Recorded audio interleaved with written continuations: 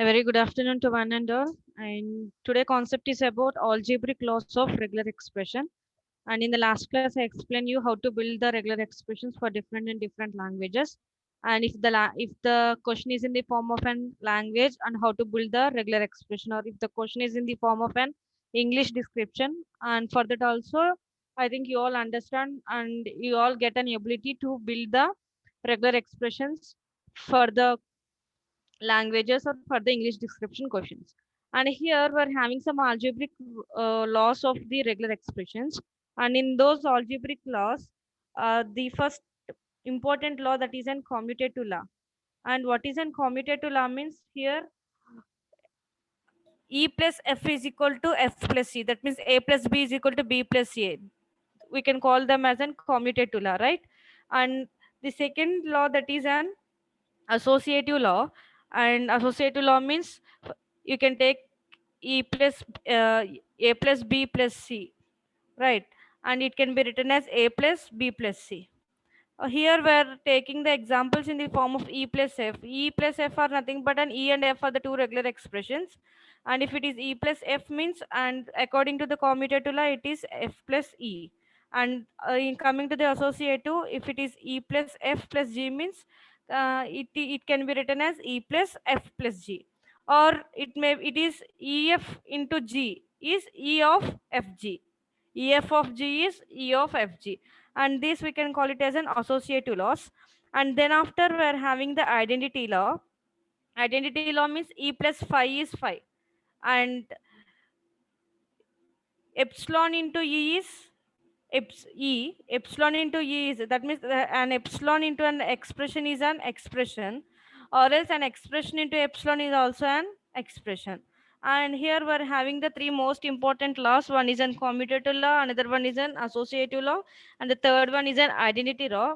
And by using these, we can manipulate the we can manipulate, or we can simplify the given regular expression. If you know the algebraic laws means, you need to utilize these laws, and by utilizing these laws you can simplify the given regular expressions.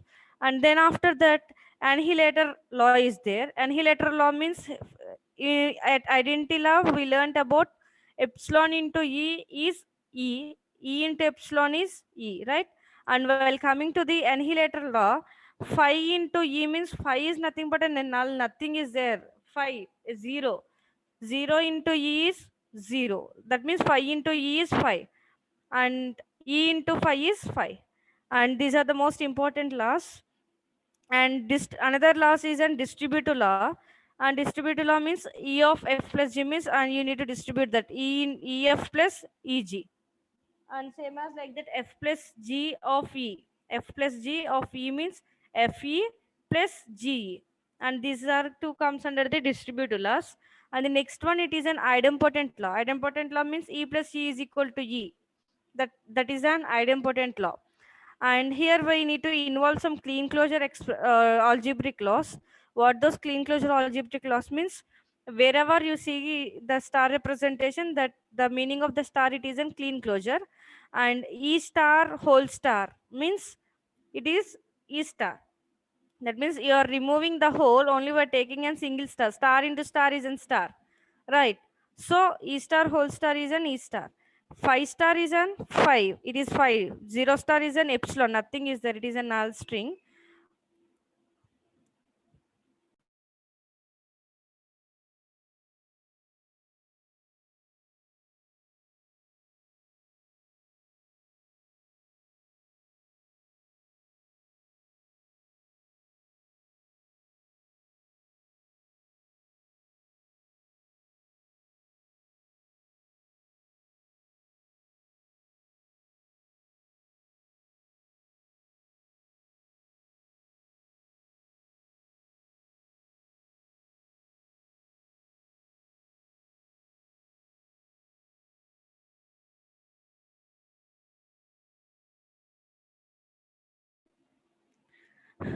Right? 5 star is an epsilon, and epsilon star is an epsilon. The if you put an star for the null string means it is a null. Nothing is there. So if you put an positive closure. Positive closure means for positive closure, I am excluding the epsilon, right? Positive closure does not include the epsilons. So it can be written as E into E star. This E plus can be written as E into E star. What it means is for E star, we can include the epsilon, but for E, we exclude the epsilon. This epsilon and this epsilon gets cancelled, and finally it get into positive. And E question mark, it can be it can be taken as an epsilon plus E. And these are some of the most important algebraic laws for the regular expressions. And here we need to think of what it is true and what it is false. See, here we're having a statement. Let R and S are be two regular expressions. Then what R star whole star will become? R star. Why? Because see here. Actually, in which rule it is? See here. In this rule, in this law, E star whole star is E star, right? So same thing I'm applicable here. Same thing I'm applying here. R star whole star means R star. Again, R star whole star means R star, right? So R plus S. These are the two regular expressions. Whole star. Then how it can be written as? How it can be written as? And again, it is an which law it is? Which law we can take it as an R plus S. Whole star can be written as, and the same thing you need to consider it as an A plus B whole star, like that, A star plus B star. And here we are considering it as an R and S are the two regular expressions. So R plus S whole star is an R star plus S star. And the third thing, RS plus R whole star into RS. Now I need to multiply this RS to RS plus RS. Then finally it becomes R star S whole star. And here we're having some of the applications of the regular expressions, and these are the three most important applications of regular expression. One, the first most important application is these regular expressions are used in search tools. If you want, we can also call them as in search engines like that. And for search tools, we can use these regular expressions mainly. And also these regular expressions are heavily useful in an Unix. So there we need to text file search. We're having some text file search in the Unix, and by using the tool like an egrep, we are using the regular expressions heavily. And this command searches for a text pattern. This egrep command, this always searches for the text pattern in the file, and it lists the file names containing that pattern. So this is the most important tool that we need to use in Unix. And we're having more and more commands in the Unix, but the tool like an egrep is most powerful tool. We can use this tool for the search tool, and this for this type of and search tools we are using the regular expressions. And coming to the most important concept, that is an DFA to regular expression conversion. And here it is a most important conversion. Please make a note of this DFA to regular expression conversion. And here what we are going to learn is, first we are taking the input in the form of an DFA and we are converting it into a regular expression. So informally what we need to do is we need to trace out all the distinct parts. That means we need to traverse the cycles only once, and from start state to each of the final states, and then we need to enumerate all the expressions along the way. See, here we're having an example for that, and this is an example of an DFA. And from this DFA, how the regular expression is, how we convert the regular expression from the DFA means, see here, this is a given input Q0, Q1, Q2 are the three states. Q0 is an initial state and Q2 is an final state. And Q2 with 0 is Q1, Q0 with 0 is Q1, Q0 with 1 is Q0. Same as from Q1 with 0 is Q1, Q1 with 1 is Q2, and Q2 is having the self of 0 and 1 states. So if you put the self loop means it comes under the star. If we put a direct path between the two statements, directly we can take it as a positive, like it only 0 without any stars. So here for q naught I'm having a self loop with an 1. So 1 star, 1 star into 0, because there is a path transition from q naught to q1 with an 0 0. And here we're having a 0 as in self to q1, it is comes under 0 star. And then the path from q1 to q2 it is 1, just we need to directly take it as an 1. And here we're having the 0 and 1 as an self loop to the q2 state. So we need to take both the 0 and 1 as in for to represent a clean closure. So how to represent the clean closure for the both 0 and 1 means like this: 0 plus 1 whole star. The meaning of this star representation, the meaning of this self for the two input alphabets is 0 plus 1 whole star, right? And it is 1 star, 1 star 0 0 star 1 0 plus 1 whole star.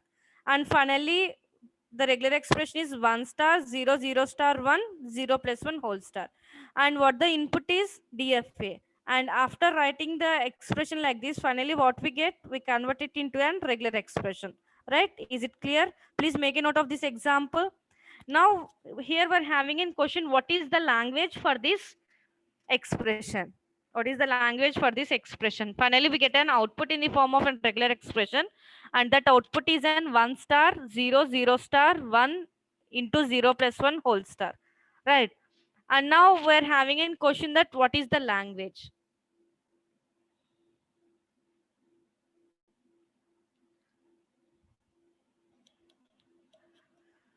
And all of you please make a note of this example, put a heading DFA to regular expression construction. And example, note down example like this one, just make a note of this example.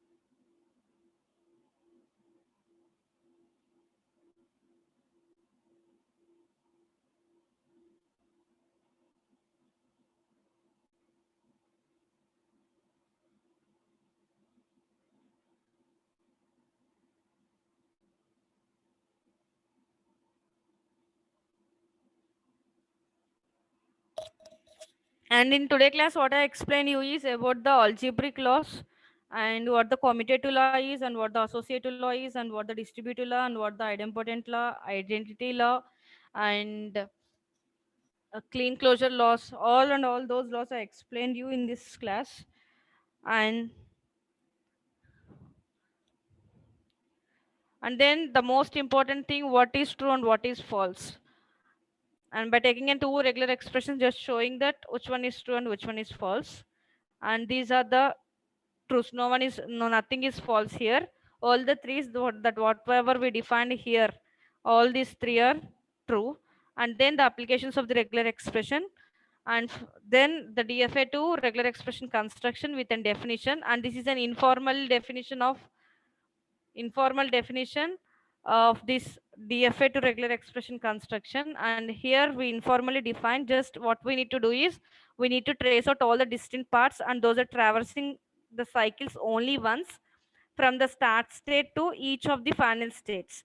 Here starting state is in Q0 and final state is in Q2, right? So then we need to enumerate all the expressions along the way. And this is the way of uh, seeing the example of DFA to regular expression construction. It is a very simple method. Just from the diagram, from the state diagram of the DFA, just we represent the expressions like this, and finally we get an output in the form of a regular expression like this. But here in the concept of DFA to regular expression, we're having an theorem, and totally we need to learn that theorem because it is a most important theorem, that is an Adam's theorem. And that the theorem is for the conversion from DFA to regular expression. And in the next class I will explain you that theorem. And also we're having what the finite automata and what the regular expression is. And for the concept of finite automata and regular expression also, we're having a theorem just showing that from which to which automaton we are going to move. We are going to show the path transition between each and every finite automatas. Finally, we need to get an output in the form of a regular expression, right? It may be an NFA, or it may be an DFA, or it may be an epsilon NFA, whatever it may be. And we need to get an output in the form of a regular expression. That's the main goal of the concept. And for that, here we're having a different and different theorems, and we're having some proofs of that. And just I will explain you all this in the next class.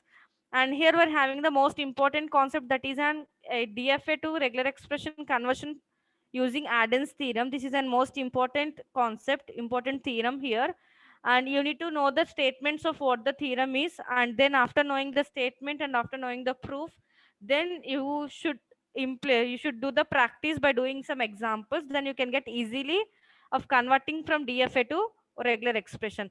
And the proofs of this Adam's theorem and the exercise problems and also the finite automata and regular expressions, all these I will explain in the next class.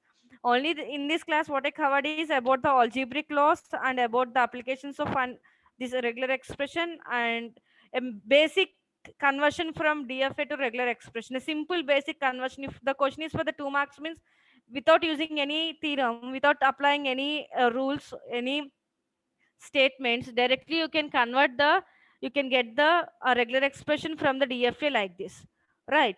So this is a very easy simple method of converting from DFA to regular expression. And the most important concepts I will explain in the next class. Please all of you make a note of the theorem and what I'm going to explain about this DFA to regular expression, and also note down the exercise problem of this concept DFA to regular expression, because this is a most important concept. And if you well known about the theorem and well known about the statement of the add-ons, then you can easily apply the statements of the add-ons, and you can easily get the regular expression from the given DFA.